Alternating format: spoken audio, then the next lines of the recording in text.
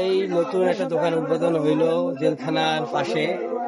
তো এই দোকানে মতন দেখতেছেন ওই আমার বন্ধু, সে এখন কাজ করতেছে। এতে সে অনেক পরিশ্রমী একটা ছেলে, সেজন্য পুরাতন দোকান থেকে তাকে এখানে দেওয়া হইলো। দেখেন দোকানটা আবার নতুন করে উদ্বোধন হলো।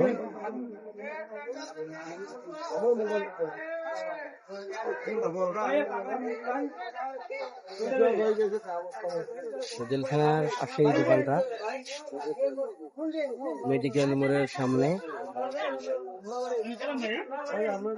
দেখেন হাসিটা আমার বন্ধু অনেক ভালো, সে একটু পরিশ্রম খুব ভালো করে পরিশ্রম, সেজন্য সবাই তাকে ডাকে।